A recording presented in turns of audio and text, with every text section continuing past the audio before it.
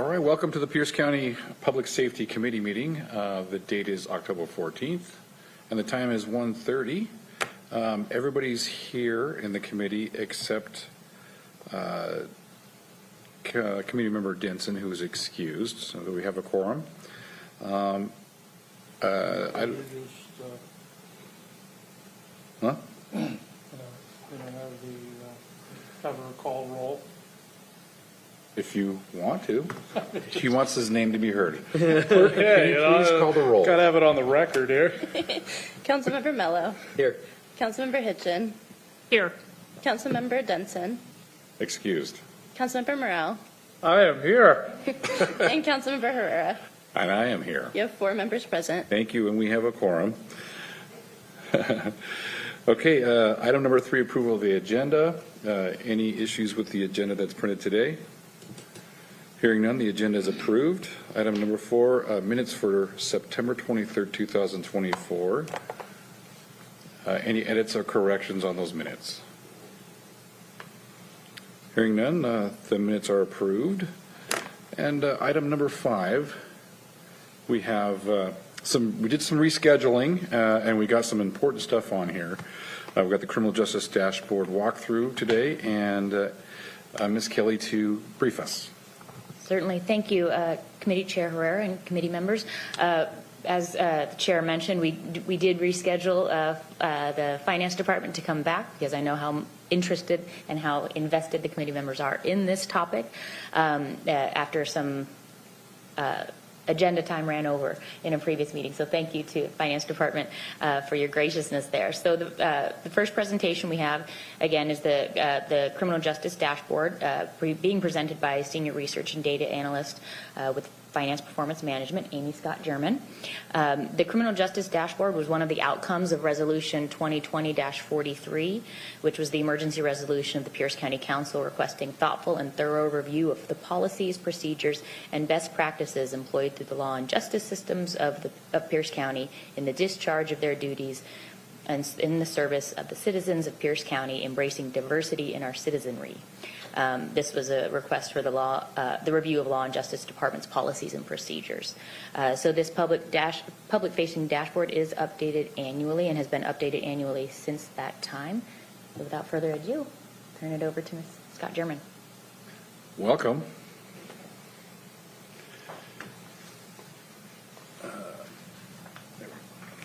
Good afternoon. For the record, my name is Amy Scott German. I'm a Senior Research and Data Analyst with the Finance Department.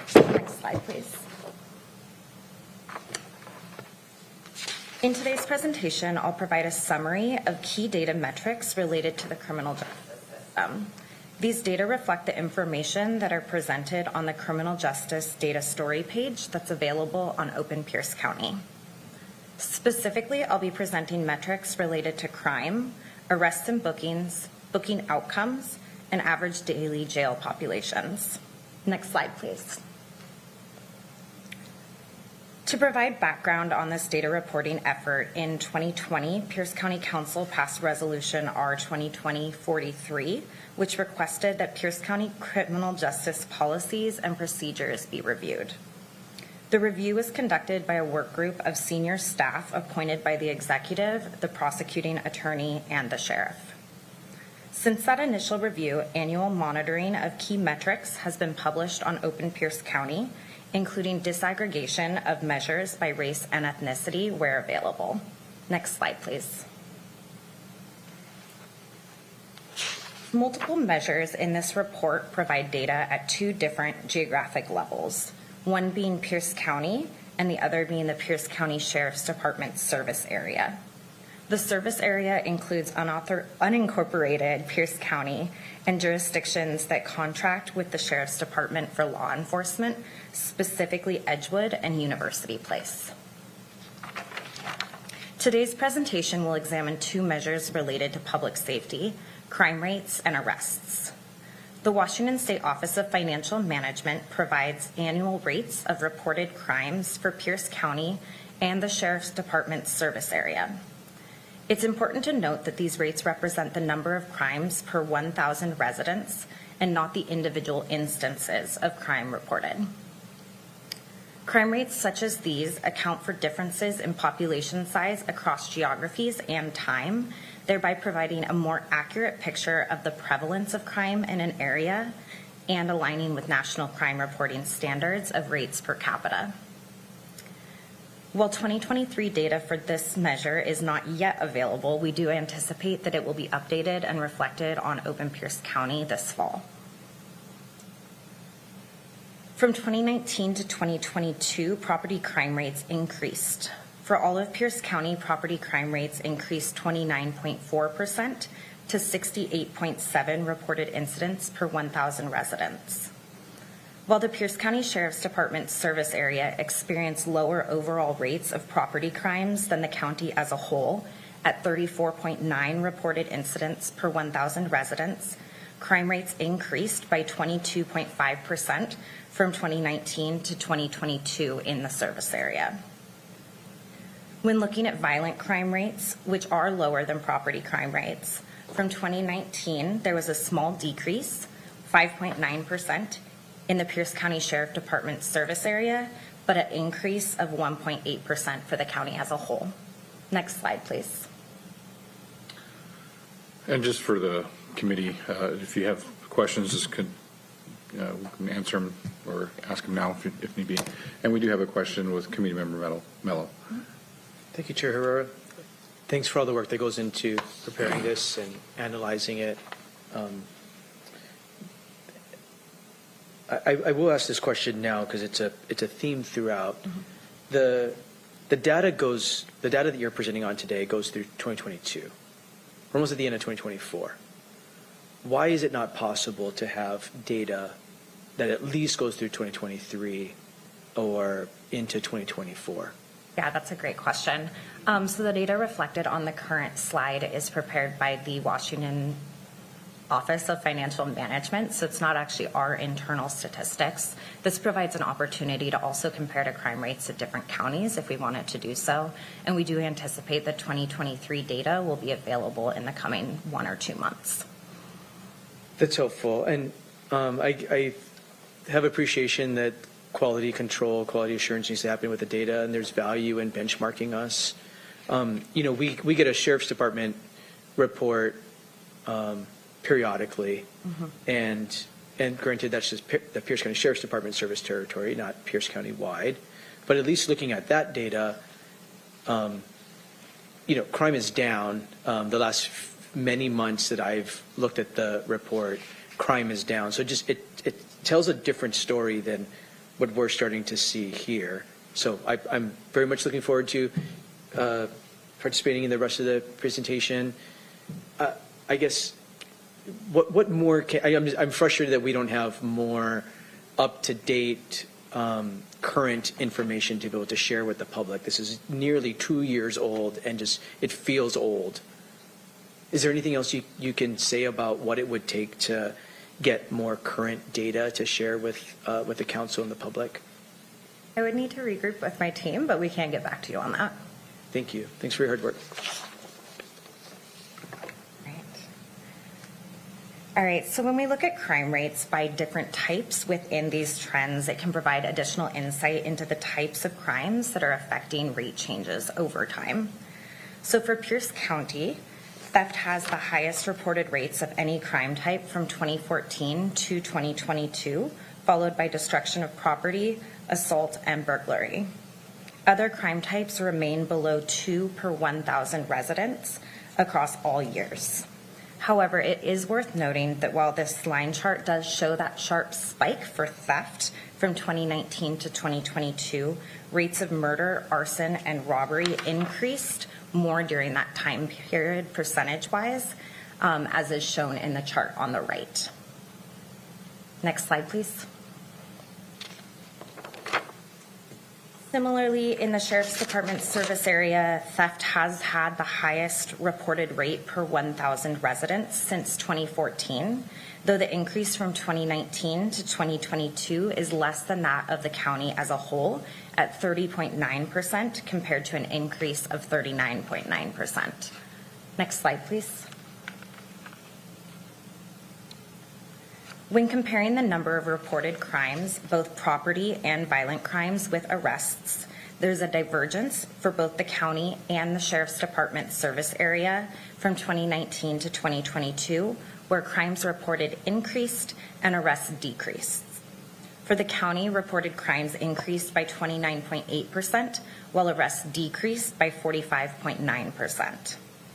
In the service area, reported crimes increased by 20.6%, while arrests decreased by 57.5%. Please note that these metrics, however, are not normalized for population size changes during that time period, where the population for Pierce County has grown by about 125,000, and the Sheriff Department's service area has grown by about 60,000. These patterns reflect multiple possible influences, including increased crime experienced during the pandemic and an increase in vacant Sheriff's Department deputies, which might have resulted in fewer arrests being made. Next slide, please. From 2022 to 2023, arrests in Pierce County increased by 5.8%. Arrests increased in the Sheriff's Department service area by 19.3% from 2022 to 2023. When available, this presentation includes disaggregated data by race and ethnicity. Data from external sources for some measures have been re-aggregated. Specifically here, Asian and Native Hawaiian or other Pacific Islander groups have been combined to provide comparability to race and ethnicity data collected by Pierce County. Specifically here, the reporting compares the percent of residents in the county to the percent of arrests in the county by race and ethnicity. In 2023, Black or African American individuals who made up 8.2% of the county's population were arrested 2,549 times, representing a 24.9% of arrests. This means that Black or African American individuals were arrested at a rate higher than their representation among county residents. During the same year, white individuals constituted 53.6% of all arrests, while representing 62.1% of the county's residents. Next slide, please.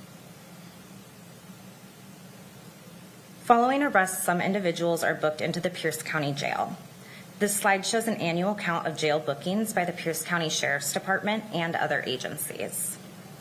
In 2023, there were 9,150 total bookings, a 50% decrease from their height in 2018. For reference, in 2018, there were around 18,000 bookings. In 2023, the Sheriff's Department represented nearly half, or 46.4% of all bookings.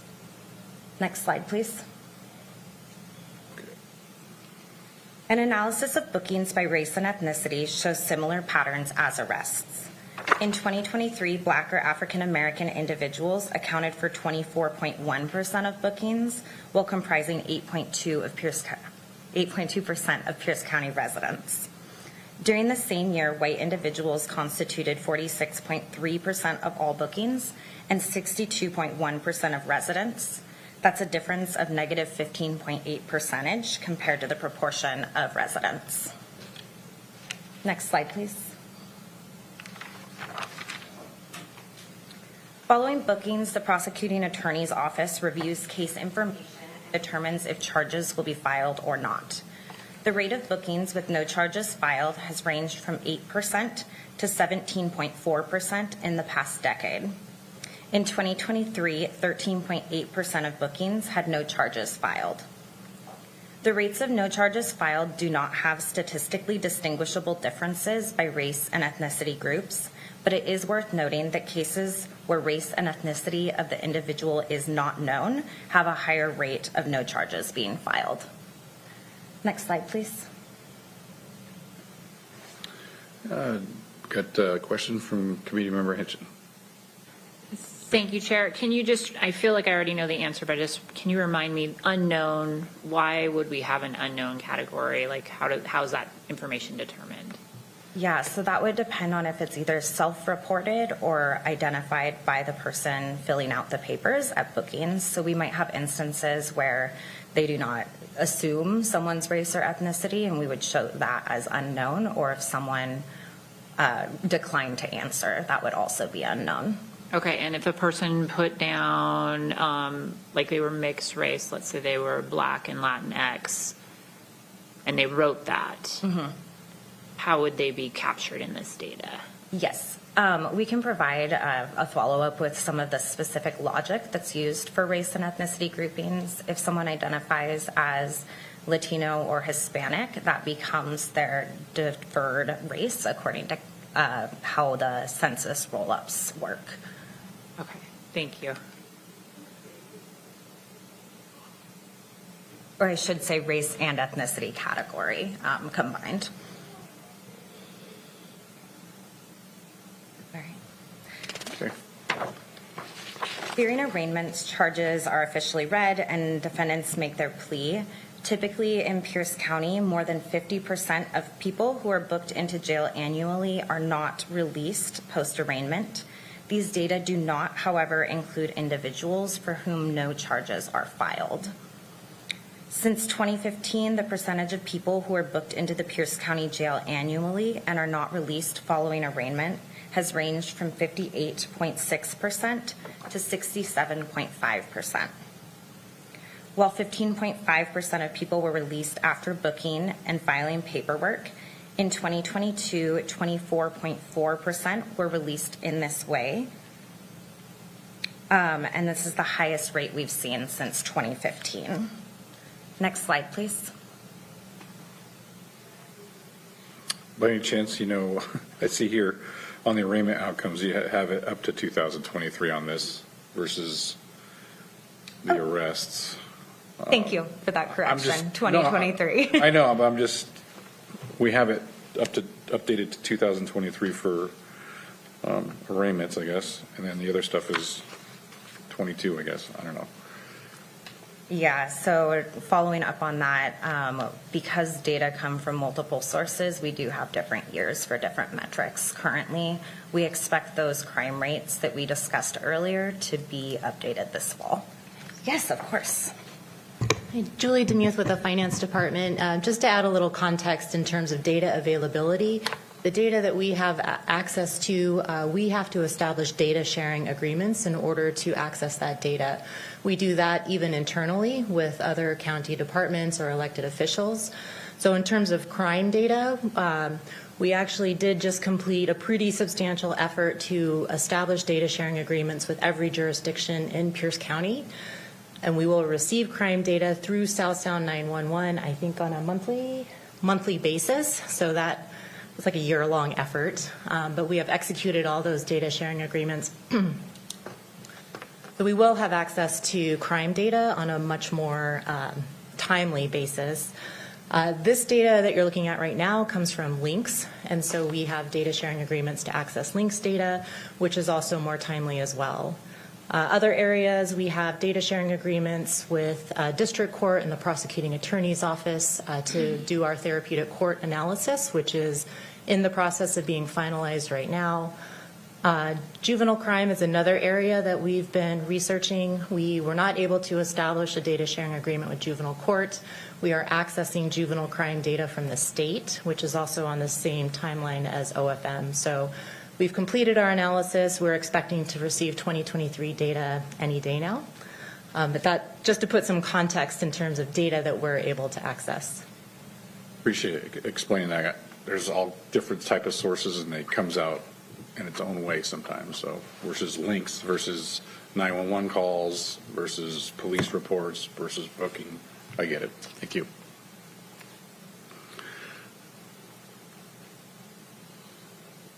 Okay. So this current slide is showing the percentage of individuals who are not released or who are released on bail, bond, or cash, and those who are released after booking and filing paperwork, categorized by race and ethnicity. Comparing arraignment outcomes by race and ethnicity in 2023 2023, 59 to 67% remained in custody, and there's not a statistically distinguishable difference in outcomes by race or ethnicity group. Next slide, please. The final portion of this presentation provides information on jail populations and pretrial services. From 2014 to 2019, the average daily jail populations ranged from 1,077 to 1,217 individuals in custody. Average daily jail populations was lowest during the COVID-19 pandemic, hitting a low average of 598 individuals in custody daily in 2021. Since then, the average daily jail population has increased by 36.5% to 816 individuals. This represents 48% of the jail's capacity. Next slide, please. This chart shows the average daily jail population and average daily pretrial caseload from 2014 to 2023. As shown in the previous slide as well, the average daily jail population has decreased relative to 2014. And while the average daily jail population has increased by 36.5% post-pandemic, the pretrial services daily caseload has increased by over 300%. Next slide, please. We have a question by Committee Member Hitchin. Thank you, Chair. On that last graph for our electronic home monitoring, are they captured anywhere in this? Are they on one of those bars? Are they the tealish light blue bar, or are they not captured? Oh, phone a friend. Yes. Ms. Kelly might know. If I may, thank you, Councilmember Hitchin, they would be on both bars. So That's not helpful. Not helpful at all, but there was a significant increase in the referrals to pretrial services. However, that also included monetary bail as well. So some of those cases might still be in custody, but there is electronic home monitoring is one of the conditions on the court order. So you would have the court will impose monetary bail. If this person posts that bail, they are to be on electronic home monitoring if they are released. And so it would be on the court order whether the person is released or not. So I don't believe that is, I'm pulling on memory here, I don't believe that is collected separately in links. So I don't believe there'd be any way to cleanly collect that. Or there wouldn't be any way to run a query on that from links as far as memory serves at this point in time. Because it'd be interesting to think about some of the systemic problems when we think about who has representation. They can afford their own lawyers. And so some of the outcomes for some of those options versus public defenders who love them but often are overworked and don't have some of those supportive services. So wondering about some of those, I guess, alternative pathways, including just bail and their release of their own recognizant with a you must come back or bail is lost, to electronic home monitoring and the disparities within I notice Latinx community members seem to be released at a higher percentage for bail than some of the other demographics, which was interesting to me in wondering if they're lower level, if they just have more opportunities to take advantage of bail because those are the types of crimes that particular population is getting. I'm just kind of looking at the whys. Again, probably know where we aren't there yet, maybe someday, but it's a wonder for me about some of those if we're trying to figure out what systems are playing to the disparities that we're seeing. If we don't figure out the whys, it's hard to undo them. Mm-hmm. Okay. Thank you. Thank you. Thank you for the questions. Okay.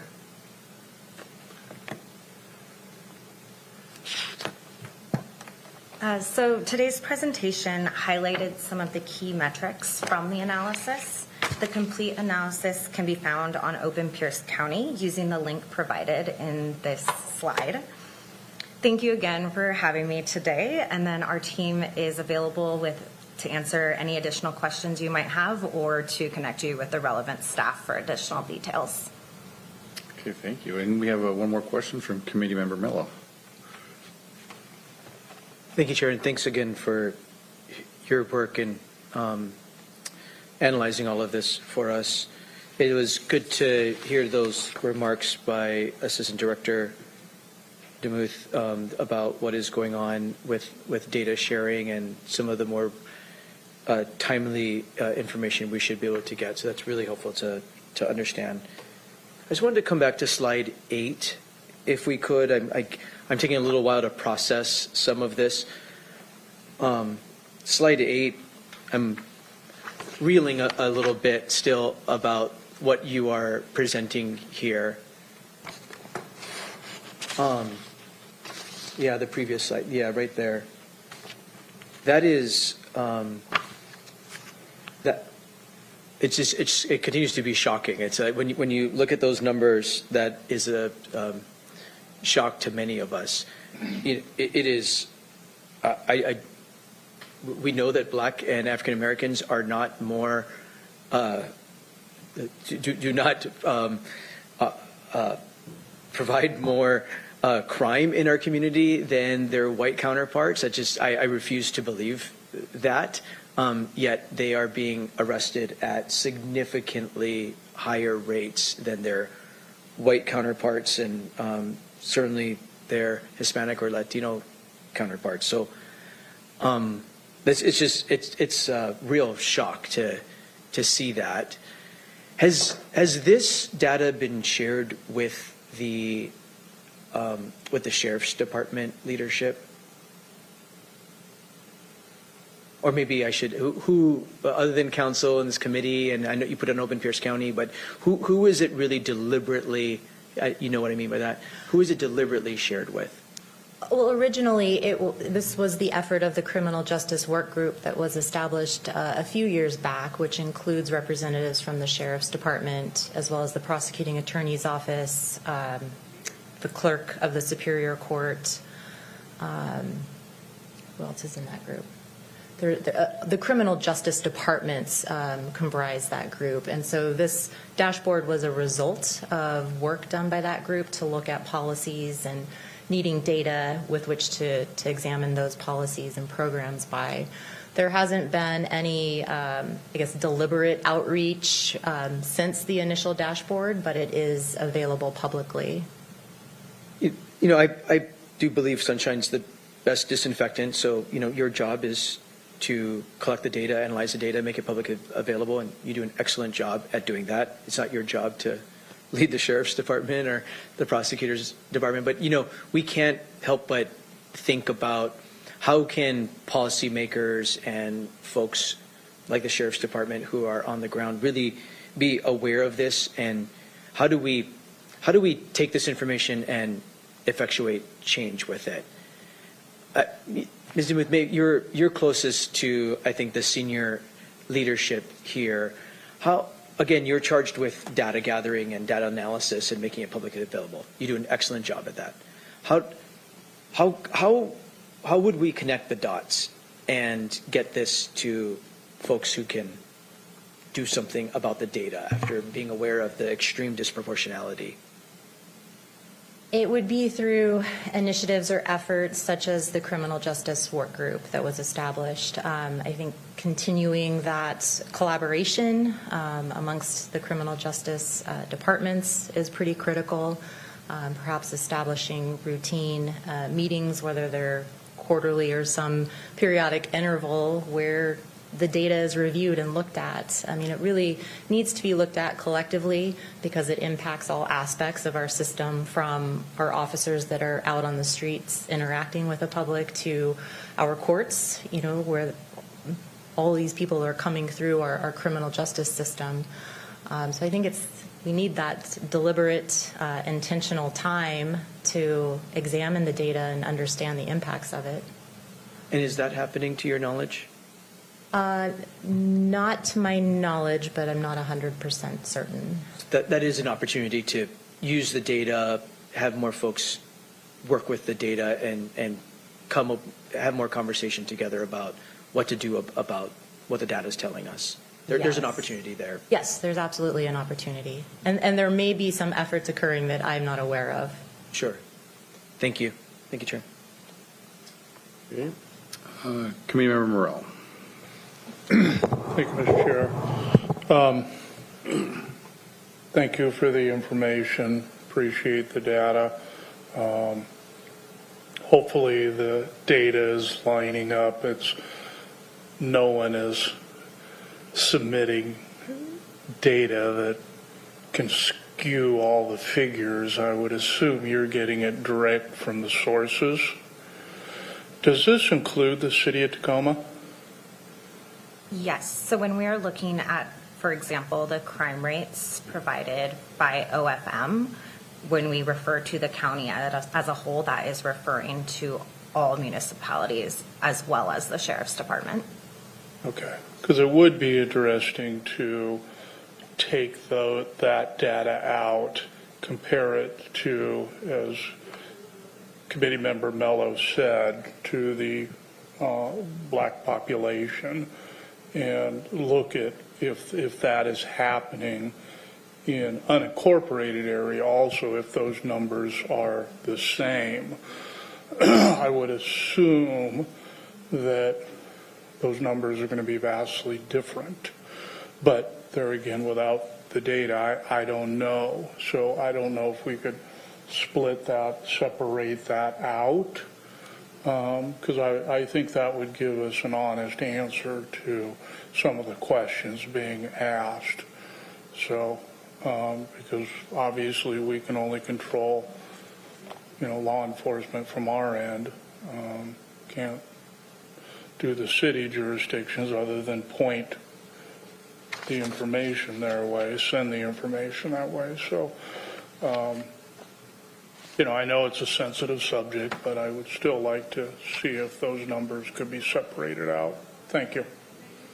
Yes, and if I can respond to that real quick. We do have the numbers by race and ethnicity for the Pierce County Sheriff's Department service area on the data dashboard on Open Pierce County. Right now, that's reflecting 2022 because we do not yet have the small area sample needed for the census data to do the population comparison. Thank you. Thank you, Mr. Chair. Thank you for the questions. Okay, any other questions? Okay, thank you for the important work. I remember being on that Law and Justice Review Committee, coming up with some of this, what we should be tracking and things like that, and it's come a long way. Sounds like we can maybe adjust some things a little bit so we can have a clear eye on it with getting the data as quickly as possible, and maybe looking at what unincorporated Pierce County is doing versus the whole, make sure that is depicted and we're seeing the real numbers and the real ends of what's happening that we can control. So thank you. Thank you. All right. Okay, moving right along to item number 6, use of force report update. Ms. Kelly for introduction.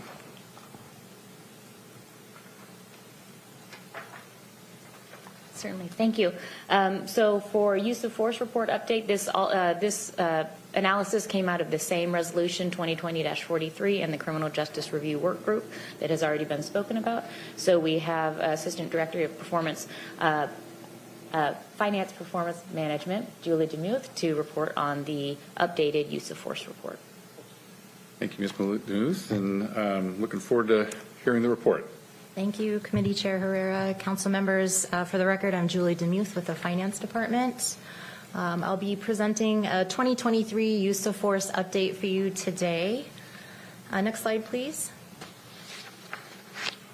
So I'll provide a brief introduction and background. We'll look at incident counts, types of force, reasons for use of force, race and ethnicity, age demographics, and some additional resources. Next page. Next slide, please. So the first use of force report was released in November of 2021. That report was produced at the direction of the Criminal Justice Work Group that was convened by the executive back in 2020. The Criminal Justice Work Group included representatives from the Prosecuting Attorney's Office, the Sheriff's Department, the Department of Assigned Counsel, the Clerk of the Superior Court, and the Executive's Office. The initial use of force report analyzed incidents over a 5-year period from 2016 through 2020. That report indicated that the use of force by Pierce County Sheriff's deputies was disproportionate to the racial and ethnic attributes of the population served by the Sheriff's Department. Several recommendations emerged from that report, including improved consistency with data collection, as well as opportunities for further research to help inform the county's criminal justice policies and programs. Since the initial report, data has continued to be collected and updated annually in partnership with the Sheriff's Department, and that data is made available to the public through the county's Open Pierce County website. Next slide, please. So we'll begin with some definitions. Analyzing the use of force is a really complex topic. The data includes a lot of intricacies and nuances regarding both how use of force is counted and how race and ethnicity categories are defined. This report examines counts of use of force, in other words, how many incidents have occurred, and the proportionality in the use of force. Or in other words, do members of a particular demographic group experience use of force at a rate that is disproportionate or proportionate to the size of their base population? The data set used in this reporting contains all uses of force reported by the Pierce County Sheriff's Department over an 8-year period beginning in 2016. Uses of force are categorized into non-physical force and physical force. Non-physical force is not likely to cause pain or injury, but uses the officer's presence and guidance to attempt de-escalation and control of a subject. The non-physical force category includes verbal commands, the presence of a canine without any contact, firearm point and direct, as well as compliant handcuffing. Physical force is defined as the application of physical techniques or tactics, chemical agents, or weapons to another person.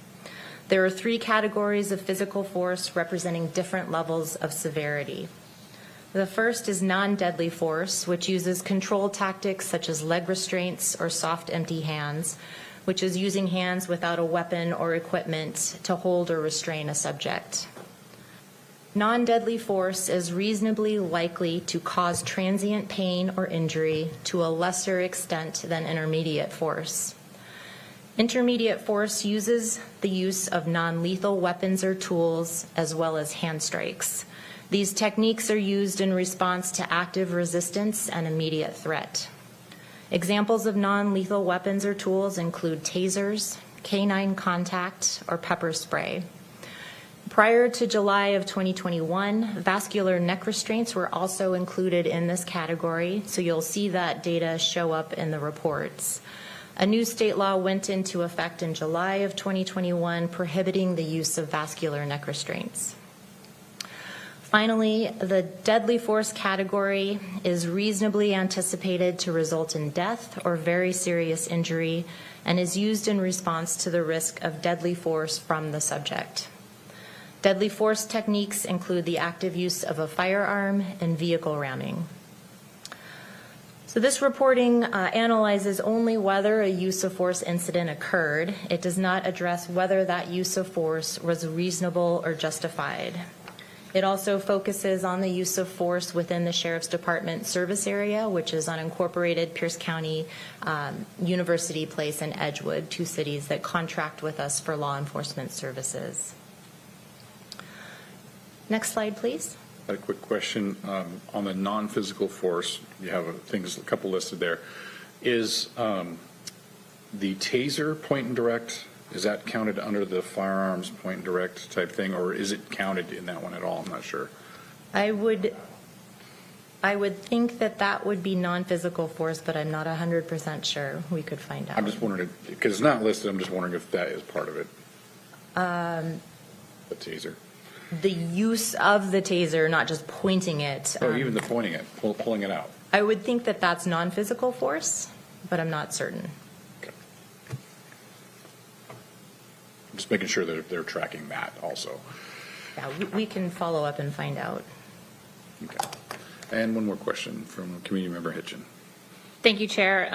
Thank you for clarifying who is captured in this. We also have deputies that serve off-duty in other places, but they're still sheriff's deputies, and I still sometimes don't understand exactly how that works. Would they be captured in this if they enacted while they were in that capacity? I don't believe it would be captured in this data set. Okay. This would be all incidents captured as part of the Pierce County Sheriff's Department response. Okay. So I don't know where that data goes then. Thank you. Find out. Okay, thank you for the question. Okay. Right. So we use 3 different measures to report on the use of force within the Sheriff's Department service area. The first measure is incident counts. Incidents represent all force applications used in a single contact with a subject. There can be multiple applications of force involved in one incident. Incident counts help us to quantify the amount of force experienced by a particular racial or ethnic group, but may not account for varying representation within the population.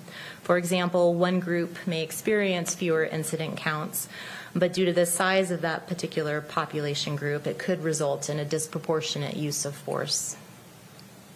The second measure looks at the percentage of incidents experienced by different demographic groups. This measure provides the distribution of the use of force across different races and ethnicities or age groups, and helps us to understand the proportional representation relative to the proportion of that group to the overall population. The final measure is the rate of use of force per 10,000 population. Analyzing a rate per capita adjusts for variance in population sizes by race, ethnicity, or age group. This allows for comparisons across groups and across time by accounting for differences in those population sizes. A higher rate may indicate disproportionate use of force relative to the population. Next slide, please. So diving into the data, this slide shows the total number of incidents in which force was used from 2016 to 2023. For the 4-year time period from 2016 through 2019, the total number of incidents remained fairly consistent, averaging approximately 700 incidents annually. The number of incidents dropped in 2020 with the onset of the COVID-19 pandemic. After a low in 2021, the number of incidents involving force has increased each year since. There were 423 incidents in 2022, which is a 22% increase over 2021, and 490 incidents in 2023, representing a 16% increase from 2022. The number of use of force incidents over the past 4 years may have been influenced by several factors. Those factors include a decline in arrests during the pandemic, a significant staffing shortage for both law enforcement and corrections, changes in our local policies, such as the implementation of body and dash cams, and changes at the state level, such as the banning of vascular neck restraints and changes in laws governing vehicle pursuits. A more detailed analysis is planned in 2026, where we'll examine the influences of these factors for the time period of 2021 through 2025. Committee Member Hitchin has a question. Thank you, Chair. I probably should have asked this in a previous slide. Does this capture only patrol use of force, or if there was an incident of using any of these types of force in the jail situation, are they part of this data set as well? Do you know the answer to that? Trying to recall. You can get back to me. I Okay. know that sometimes things Yes. like happen and they happen in our jail, and I know that they have a lot of, like, they'll use a team and they use certain types of restraints, and I don't know if that data is captured in this or it's a separate data set. Thank Okay, you. We'll follow up. Thanks. Thank you for the questions. And Committee Member Mello. Thank you. And also just want to make sure we understand the universe that you are reporting on. Does this include incidents with school resource officers? Yes, it should. Thank you. Thank you for the questions. Okay. All right, on this next slide, we have use of force incidents in 2023 by reason. Force reason is the officer's justification for applying use of force techniques. The selection of a force reason is at the discretion of the officer, and different reasons may be selected for each application associated with a single incident. So an incident can include more than one reason use of force was used. The most frequent reason cited in 2023 was noncompliance, followed by resisting arrest and high-risk arrest. These three reasons accounted for 62% of all incidents in 2023 and have been the top three reasons cited for using force since 2020. Next slide, please. This slide provides the total number of use of force incidents by severity category over time. One incident can include more than one severity category. So, for example, a single incident might include both non-physical and intermediate use of force. This incident would then be counted twice when analyzing the use of force by severity. Different force categories showed different trends over time, but overall the use of force rose from 2016 through 2018, fell from 2019 through 2021, and increased again from 22 to 2023. Non-physical force is the most frequently used category, followed by non-deadly force and then intermediate force. Beginning in 2022, the use of non-physical force increased by 40% and non-deadly force increased by 77%. The use of intermediate force has remained at lower levels from prior years. The use of deadly force is the most infrequently used category of force, ranging from a low of 1 incident in 2023 to a high of 11 incidents in 2022. Next slide, please. This next slide shows use of force incidents in 2023 by the type of force used. One incident can include more than one force type. So in 2023, the most common types of use of force were control tactics using soft, empty hands, which is a non-deadly force type, followed by verbal commands and firearm point and direct, which are both non-physical force types. These three types have been the most reported uses of force since 2021. Next slide, please. So the rest of this presentation will examine how the use of force varies among different demographic groups. This slide shows the total number of incidents involving the use of force by race and ethnicity in 2023. One incident can include more than one individual. In 2023, white individuals were involved in 280 incidents where force was used, representing over half of all use of force incidents. Black or African Americans were involved in 104 incidents, or 21% of all incidents. As mentioned previously, incident counts allow for quantifying the use of force among a particular group, but they do not account for the differential representation of groups among residents that may contribute to differences in outcomes. Next slide, please. And real quick on that, again, is this unincorporated Pierce County, or is this including Tacoma also on the use of force? It's unincorporated Pierce County, University Place, and Edgewood. Okay, just check. Thank you. Next slide, please. Oh, thank you. So this is where analyzing the percentage of use of force incidents relative to a group's share of the total population can be helpful. Disparities can be identified by comparing the proportion of a group involved in use of force incidents to that group's proportion within the overall population. In 2023, Black or African American individuals represented 5% of the Pierce County Sheriff Department's service area population, and they were involved in 21% of all use of force incidents. White individuals, who make up 68% of the service area's residents, were involved in 56% of all incidents. Next slide, please. The next measure is the rate of use of force per 10,000 population. And this is where it's helpful then to compare different demographic groups to each other. Across all force severity levels, Black or African American and American Indian or Alaska Native individuals exhibited the highest rates of use of force in 2023.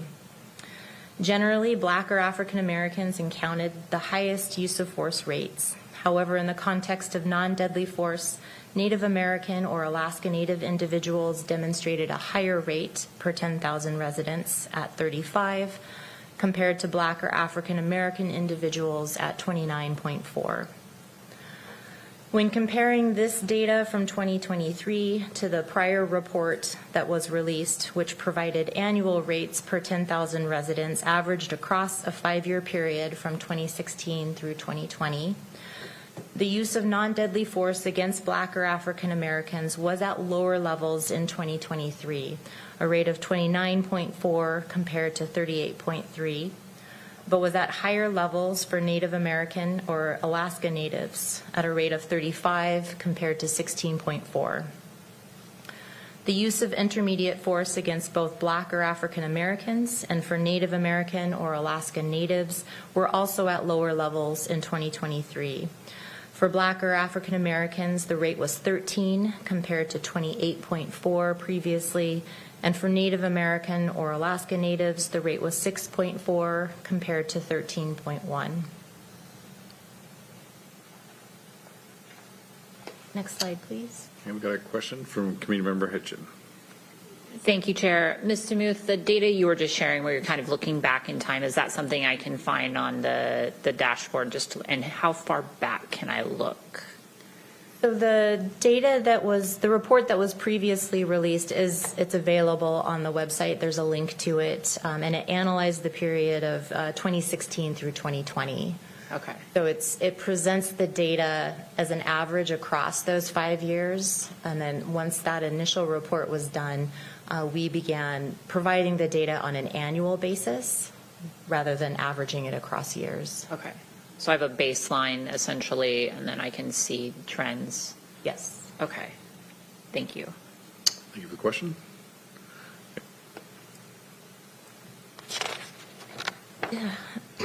Shifting to an analysis of the use of force by age, the data from 2023 indicates that individuals within the 30 to 39-year-old age group were associated with the highest number of use of force incidents, representing 34% of all occurrences.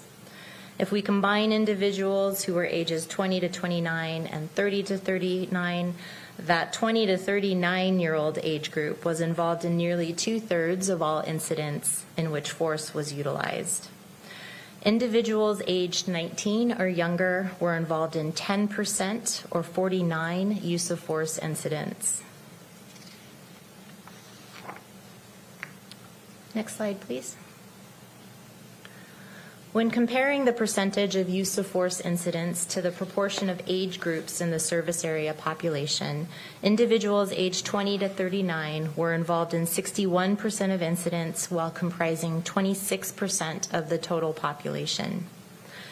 If we group juveniles aged 19 or younger and individuals aged 50 or older, they represent 61% of the service area population, and 19% of incidents where force was used. Next slide, please. Looking at the rate of incidents per 10,000 residents in 2023, across all force severity levels, individuals aged 20 to 39 had the highest rates of use of force per 10,000 residents. Those aged 20 to 29 experienced use of force at a rate of 24 per 10,000 residents, and those in the 30 to 39-year-old age group experienced force at a rate of 27 incidents per 10,000 residents. In comparison, individuals who are 19 or younger experienced use of force incidents at a lower rate of 4 per 10,000 residents. The prior report that we did include a further analysis of use of force against juveniles, examining use of force incidents by race and ethnicity, specifically for the juvenile population. That report analyzed data over a 5-year time period, so we had sufficient counts to do that analysis. Since moving to annual reporting, the counts for juvenile are too small to do that on an annual basis. So as I mentioned, we're doing a comprehensive report for the 2021 through 2025 time period. And when we complete that report, we'll look at doing a further analysis by race and ethnicity for the juvenile population, should there be sufficient counts to do so. Got a couple questions. We'll start with Committee Member Morrell. Thank you, Mr. Chair. I was just curious, Mr. Muth, on your demographics on slide 13, you don't have a breakdown of male and female. I'm assuming the majority of it is male. It is, yes. Okay. Okay, that is a demographic we can go after. Does your data go down any further when it talks about the use of force, if there's an illegal substance involved, if there's alcohol involved, behavioral health issues involved? No. So one of the recommendations that came out of our original report was more comprehensive and consistent data collection so that we can analyze root causes, other factors such as that. That data is not currently available in any consistent manner. Okay, thank you. Thank you, Mr. Chair. Thank you for the questions. And Committee Member Hitchin. Thank you, Chair. Along the same lines, is there gender data available? There is gender data. I recall we looked at it in the original report. I want to say that the number of females was so small that it wasn't included, but the data is available by gender. Okay, thank you. Good. Okay. Thank you for the question. All right. I think that actually brings us to the conclusion of the presentation on the next slide. So those are the updates on use of force for 2023. As mentioned, this report, as well as all of the data sets used, are publicly available on Open Pierce County. We update the use of force data annually. That's typically by the second quarter of each year. We receive the data from the Sheriff's Department. And as mentioned on the previous slide, we will be completing another formal report for that 5-year period of 2021 through 2025. We'll begin that work in 2026 once we receive 2025 data from the Sheriff's Department. Okay. I've got a question for Committee Member Mello. Thank you, Chair. Thank you, Mr. Muth, for collecting and analyzing the data for us. I'm really trying to sit with slide 12. So, really acknowledging that your job is to collect and analyze the data for the public. You're not in the Sheriff's Department, you're in the Finance Department. So, trying to understand what you believe we can do with the data, or what you understand policymakers or decision makers or folks in the field can and should do with the data. When I look at this remains very shocking. The data is showing tremendous disproportionality of use of force with people of color. And I guess have you or your team further analyzed what's behind this? Is it a perception of racial bias that people of color are more dangerous than their white counterparts, or what does the literature or the data say? And I guess I also acknowledge that looking at national data, we're not unique, unfortunately, in use of force. Significantly higher proportions of use of force with people of color. I mean, the only thing that I can think of is folks in the field have inherent bias. Everyone has an inherent bias, but folks in the field have inherent bias about who's more dangerous than someone else. So what is the data or the literature telling us about why our Black and African American individuals or Native American individuals are seeing significantly higher uses of force than their white counterparts? I would say it's a very complex topic, and it goes beyond just the bias of those in the field. It extends out to those making the calls to 911 and their perception of who is dangerous and who is violent. It's such a vast and difficult topic. Certainly, as you mentioned, we all have biases. We're not unlike what we're seeing across the national landscape. Certainly bias plays into it, but I think I just want to say it's a much broader and more complex topic than the actions of just an individual officer. They're responding to calls made from the public, largely. And so when you try and look at the system, it's difficult to analyze because the starting point is often with those that are making the 911 calls. So it's hard to narrow down. I mean, certainly racial bias training, I think that helps all of us in all aspects of our service delivery to the public. That's certainly one very important area, and I know the Sheriff's Department has focus on providing that training. But yeah, it's complex. Yeah. Again, your job is to collect the data, analyze it, make sure it's publicly available. We have work to do to, now that we have good data, really ask ourselves with the various professionals and policymakers, then what? Yes. And then what? So thank you for doing your job. I think we got to figure out how to host conversations with the Sheriff's Department and others to say, okay, now that this is in front of us, now what do we do with it? Thank you. Thank you for those questions. Okay, thank you for all the information. We've come a long way, again, the way we have reported use of force, the bringing in cameras.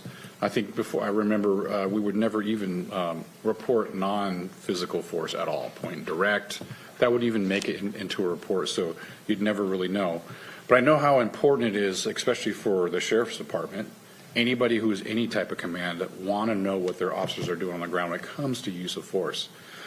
So this data that we get is also important for the Sheriff's Office. I can only imagine that they're taking a look at this also. And I know they have internal things that are constantly looking at individual officers that have higher than usual use of force and why, and things like that. So we've come a long way. Of course, we can extract some of this information to look at policies to make sure we're have the right training as things change on the ground. This is also important, especially how Pierce County's demographic, where people are living, changes. Where people are living in different places compared to 20 years ago. So I really appreciate your report today, and it's important stuff. So thank you. Thank you. All right.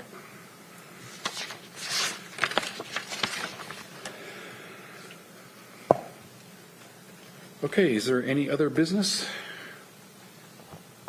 So, no other business, although I do have an answer for Councilmember Hitchens' question regarding whether or not the use of force data was captured for off-duty or contract officers. And yes, it is. That if there was use of force by a department, either in off-duty, on-duty, or overtime capacity, it would be reported in WebRMS and therefore go to Blue Team, which is where. But I don't know if necessarily they're being hired by another jurisdiction. Is that the question? No, it's sorry. It's if the Sheriff's Department will sometimes contract with like Fred Meyer or a grocery store or business. They're still wearing their Sheriff's Department uniform. So yes, it would be included in that. Thank you. Thank you. Okay, we got one more for the year, I think? So we have two, or two, potentially three. So, I was going to go over the rest of your schedule. October 28th would be the next scheduled Public Safety Committee. That's canceled due to committee reduction. Following that would be November 11th, which is Veterans Day, so no meeting on that date. So the next scheduled meeting at this point in time is for November 25th, which is the week of Thanksgiving. And we have scheduled the Sheriff's Department coming to present on the annual report on Marine Services Division and school resource officers. Okay. All right, thank you. Thank you for all the good work. Thank you for the presentation. If there's no other business, we're adjourned.